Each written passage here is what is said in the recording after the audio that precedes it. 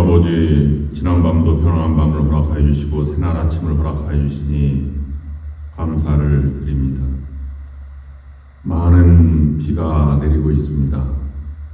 우리의 마음속에도 하나님의 은혜의 단비를 소망하지만 우리의 마음밭이 너무 메마르지 않도록 하나님 충분한 하나님의 은혜를 허락하여 주시옵소서. 그래서 우리의 믿음이 더욱더 간결해지고 정결해지며 굳센 믿음이 될 수 있도록 인도하여 주시옵소서. 오늘도 로마서를 통해서 말씀을 대합니다. 저들에게 말씀하여 주시옵소서. 예수 그리스도의 이름으로 기도드립니다. 아멘. 오늘 말씀은 로마서 4장 1절부터 15절입니다. 믿음으로 사는 자라는 주제 아래 말씀을 묵상합니다. 제가 말씀을 먼저 봉독해 드립니다. 그런즉 육신으로 우리 조상인 아브라함이 무엇을 얻었다 하리요? 만일 아브라함이 행위로서 의롭다 하심을 받았으면 자랑할 것이 있으려니와 하나님 앞에서는 없느니라. 성경이 무엇을 말하느냐? 아브라함이 하나님을 믿음에 그것이 그에게 의로 여겨진 바 되었느니라. 이러는 자에게는 그 삭시 은혜로 여겨지지 아니하고 보수로 여겨지거니와 이를 아니할지라도 경건하지 아니한 자를 의롭다 하시는 이를 믿는 자에게는 그의 믿음을 의로 여기시나니 일한 것이 없이 하나님께 의로 여기심을 받는 사람의 복에 대하여 다윗이 말한 바 불법이 사함을 받고 죄가 가려짐을 받는 사람들은 복이 있고 주께서 그 죄를 인정하지 아니하실 사람은 복이 있도다 함과 같으니라. 그런즉 이 복이 할례자에게냐 혹은 무할례자에게도냐? 무릇 우리가 말하기를 아브라함에게는 그 믿음이 의로 여겨졌다 하노라. 그런즉 그것이 어떻게 여겨졌느냐? 할례시냐 무할례시냐? 할례시가 아니요 무할례시니라. 그가 할례의 표를 받은 것은 무할례시의 믿음으로 된 의를 인친 것이니 이는 무할례자로서 믿는 모든 자의 조상이 되어 그들도 의로 여기심을 얻게 하려 하심이라. 또한 할례자의 조상이 되었나니 곧 할례 받은 자에게뿐 아니라 우리 조상 아브라함이 무할례시에 가졌던 믿음의 자체를 따르는 자들에게도 그러하니라. 아브라함이나 그 후손에게 세상의 상속자가 되리라고 하신 언약은 율법으로 말미암은 것이 아니요 오직 믿음의 의로 말미암은 것이니라. 만일 율법에 속한 자들이 상속자이면 믿음은 헛것이 되고 약속은 파기되었느니라. 율법은 진노를 이루게 하나니 율법이 없는 곳에는 범법도 없느니라. 아멘. 사도 바울은 로마서 4장에서 아브라함의 믿음과 그로 말미암은 언약에 대해서 말씀을 하고 있습니다. 지금까지는 하나님께서 베풀어 주시는 은혜의 세계를 받아들이고 그 부름에 응답해 나아가며 믿음을 굳건히 해서 하나님 앞에 신의를 지키고 나아가는 것이 믿음의 사람이라고 하였습니다. 그럼 그 구체적인 것은 어떻게 행위가 아니라 믿음으로 의롭게 여기는지, 그리고 율법으로 의로 여기는 것이 아니라 그 믿음의 언약을 어떻게 지켜나가는지에 대해서 우리에게 말씀해 주고 있습니다. 사람이 세상에 태어나는 일이나 일생을 마치고 마감하고 죽음을 맞이하는 그러한 삶의 모습은 세상 모든 사람이 다 동일합니다. 빈손으로 왔다, 빈손으로 간다. 공술의 공수고는 같습니다. 다른 말로 말씀드리면 시작과 마침이 같다는 것입니다. 태어나기를 그와 같이 똑같이 태어나고 죽기를 그같이 빈손으로 갑니다. 그러나 그 살아있는 이 태어남과 죽음 사이에 이 중간에 살아가는 모습과 내용은 사람마다 다릅니다. 어떤 사람은 능동적으로 기쁨과 감격으로 세상을 살아가는 사람이 있고, 어떤 사람은 늘 만나는 문제를 끌어안고 그 문제를 뒤치다꺼리하며 살아가는 사람이 있습니다. 어떤 사람의 삶의 모습이 더 하나님이 바라는 것이고 내가 원하는 삶이 되겠습니까? 여러분 어떤 사람이 되기를 원하십니까? 분명합니다. 그러나 그것이 내가 의도하고 노력한다고 되는 것이 아닙니다. 그것은 하나님의 의로움을 깨닫고 은혜를 깨달은 사람이 자신의 삶을 능동적으로 기쁨으로 살아간다고 사도 바울은 우리에게 초청해 주고 있는 것입니다. 여러분들도 여러분의 인생을 문제를 뒤치다꺼리하며 근심 걱정 살아가는 것이 아니라 늘 기쁨과 감격으로 능동적으로 살아가는 여러분들이 될 수 있기를 주님의 이름으로 축원합니다. 사람은 본래적인 것에서 본질적인 것에서 비본래적인 것, 비본질적인 것으로 빗나갔다고 보는 것이 성경의 관점입니다. 그것을 죄라고 말하고 타락이라고 말합니다. 비본질적인 것을 또는 세상적인 것 이런 표현을 하며 빗나가게 하는 힘을 죄라고 얘기하고 다시 돌아오는 능력을 회개 또는 믿음이라고 얘기합니다. 이 점에서 삶의 고난은 불가피한 것으로 우리에게 다가옵니다. 그렇다면 그 은혜, 본질적인 것으로 돌아가는 하나님의 은혜의 세계로 나아가는 그러한 사람, 믿음의 사람은 어떤 사람이 되어야 하는가라고 하는 것을 우리에게 다시 한번 생각하게 합니다. 오늘 본문 말씀은 그런 믿음의 사람으로 살아가는 세 가지 특징을 우리에게 말씀해 주고 있습니다. 첫 번째로는 믿음의 사람은 능동적으로 긍정을 선택하며 살아가는 인생입니다.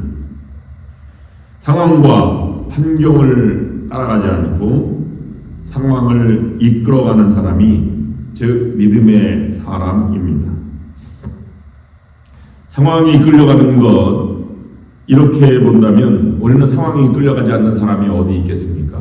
그러나 믿음의 사람은 그보다 앞서 나가서 하나님의 은혜를 깨닫고 상황을 이끌어가고 고난 중에도 기쁨을, 감사와 능력을 그리고 감격한 인생을 살아가게 되는 것입니다. 여러분 믿는다고 하는 것은 긍정적이고 좋은 것입니다. 믿고 의지하고 기대하고 희망하는 것이니 좋은 말입니다. 그렇다면 믿음은 긍정을 잡는 것이고 또는 희망과 능력을 잡는 것을 믿음이라고 말합니다. 사명, 희망을 잡는다고 하는 것은 즉 내가 해야 할 일, 하나님이 바라시는 일 또는 인류를 위한 일, 근본적인 진리를 향해서 나아가는 일들을 우리에게 말씀하고 있는 것입니다. 스피노자는 세상을 살아가는 방식을 두 가지로 설명하였습니다. 정신타당한 관념을 갖는 사람은 필연적인 행동을 하고 타당하지 않은 관념을 가진 사람은 겪으며 살아간다 라고 표현하였습니다.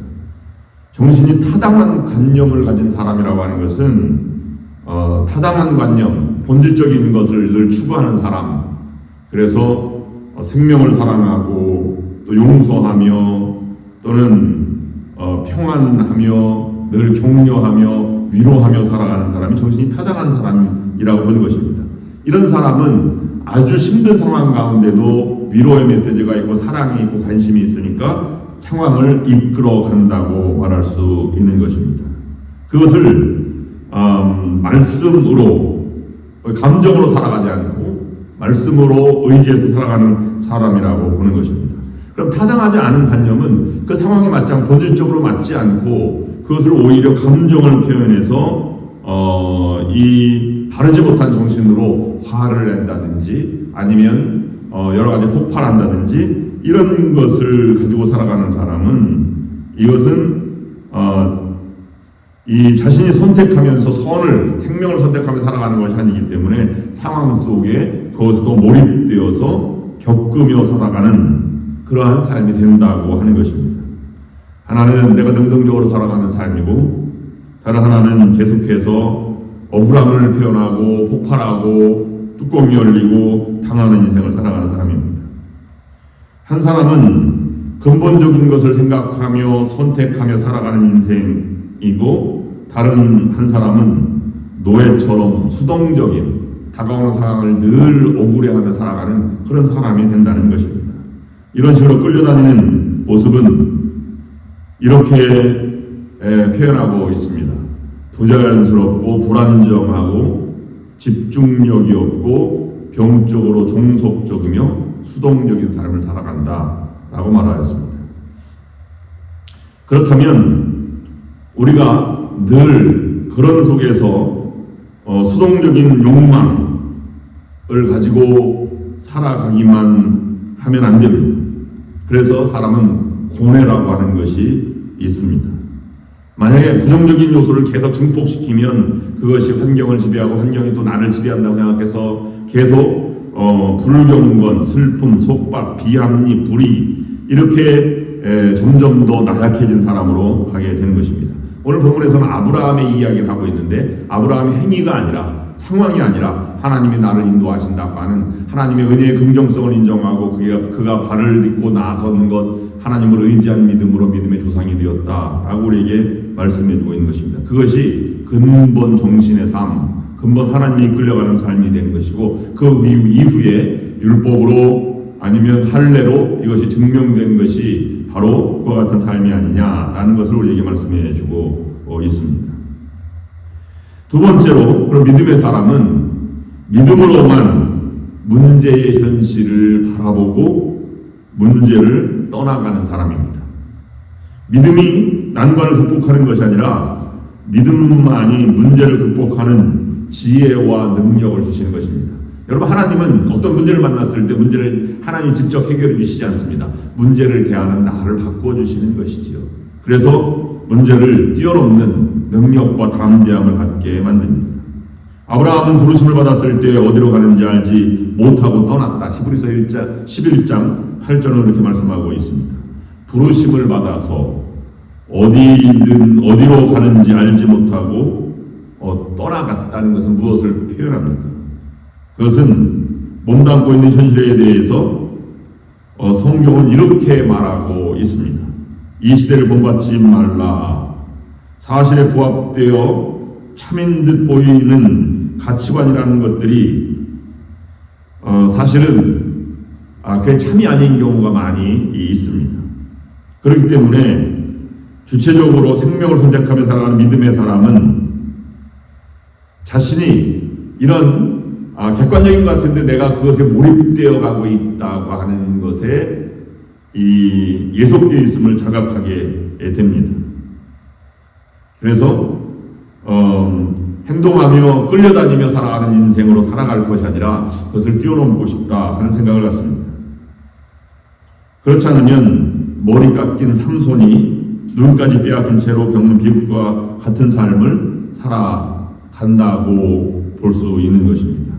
떠난다는 것에 대해서도 그제서야 그는 제정신이 들어서 아버지에게로 갔다. 이렇게 누가복음 15장 탕자 이야기에서는 표현하고 있습니다.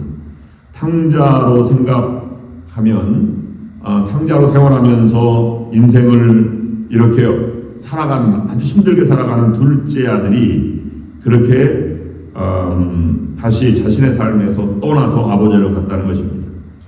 사도 바울은 이런 경우를 나는 어린아이의 시절을 버렸다 이런 표현으로 쓰고 있습니다. 자신의 자각한 것에서부터 새로운 출발점이 생겨나가게 된다는 것입니다. 그래서 진리가 너희를 자유케 하리라 사도 바울은 그것까지 나가게 되었습니다. 그러면 문제 안에 매몰된 것이 아니라 문제를 뛰어넘어서 하나님을 의지해서 나아가는 믿음으로 부르는 부르심의 상을 향해서 사명을 향해서 나아가는 사람은 세 번째로 어떤 사람이 되어야 하느냐 하면 철저하게 하나님만 의지하는 사람이 믿음의 사람이라고 보는 것입니다. 의지할 대상은 하나님뿐입니다. 사람이 생각하는 일을 세 단계로 말한 사람이 있는데 하이데거라고 하는 철학자가 말했습니다. 첫 번째로는 타산적 사고, 두 번째는 실존적 사고, 세 번째는 원초적 사고를 하며 살아가게 된다라고 말하였습니다. 타산적인 생각은 누군가가 나에게 주어지는 것입니다. 어릴 때 자의식이 생기기 전에 타산적으로 상황이 주어지고 아니면 모든 생활 환경이 주어지는 것, 그 타산적인 사고방식을 가지고 자라다가 조금 커지면 자의식을 갖게 되죠. 내가 누군가 어떻게 살아가야 하는가, 무엇이 옳은가, 이것이 실존적인 사고로 갔다가 그것도 한계를 느끼게 됩니다. 나에 대한 생각은 너무 좁고 세상에 대해서 내가 이렇게 위대한 존재가 아니고 평가할 수 있는 것이 아니기 때문에 세상에 악은 왜 존재하는가, 이런 것들에 대해 생각해 나아가서 하나님, 초월적인 존재의 능력을 바라보고 영적인 세계를 바라보는 단계가 나아가는데 그것이 원초적 사고를 하는 단계라고 보았습니다. 이것은 절대자의 음성의 귀를 기울이는 그런 자세를 갖는 것입니다. 하나님이 원하시는 그런 원초적인 삶이 무엇인가라고 하는 것을 생각하며 나아가는 것입니다. 이것은 신학자 틸리가 말한 대로 자율과 타율과 신율로 이어지는 삶으로 연결되고 있습니다. 내가 스스로 생각하는 것과 아니면 다른 사람을 의지해서 이웃과 더불어서 살아가는 삶으로 나아가며 그것도 부족해서 하나님의 뜻이 무엇인가, 하나님의 율례가 무엇인가 하는 것으로 나아가는 그런 단계들을 겪어 나간다고 하는 것입니다. 다른 말로 말씀드리면 결론은 의지할 대상은 하나님밖에 없고 결론은 초월적인 하나님의 능력의 그 길로 나아가는 길밖에 없다는 것을 우리에게 보여주고 있습니다. 탕자는 이것을 대변해주고 있지요. 내가 스스로 선택해서 아버지의 분깃을 가지고 떠났습니다. 그래서 자기의 욕심에 이끌려 나아갔습니다. 그런 삶은 금방 난관에 봉착하게 됩니다. 그래서 이웃에게 타산적인 삶을 향해서 이웃에게 손을 벌리지만 이웃의 손도 한계가 있습니다. 자신의 어려움을 도와줄 줄 알았던 사람들이 다 그를 도와주지 않았습니다. 처절한 인생의 나락으로 떨어지고 말았습니다. 사람을 의지한다는 것이 결코 해결책이 아니라는 사실을 이내 확인하고 그는 결정하게 됩니다. 비싼 수업료를 내고서야 아버지에게로 가야 한다는 사실을 생각하게 되었던 것입니다. 이것은 오늘 본문에서 아브라함의 이야기와 만나는 이야기입니다. 세상에서는 길이 없습니다. 자신이나 부모나 형제나 비빌 언덕이 될 수 없다는 사실을 아브라함은 깨닫고 탕자는 깨달은 것입니다. 그래서 철저하게 하나님께로 다시 돌아와서 하나님이 말씀하시는 대로 살아가자. 그것이 인생의 감격이고 삶의 진정한 모습이고 믿음의 모습이다라고 하는 것을 우리에게 보여주고 있습니다. 성경의 모든 신앙의 위인들은 이와 같은 믿음의 사람으로 자라나게 된 것입니다.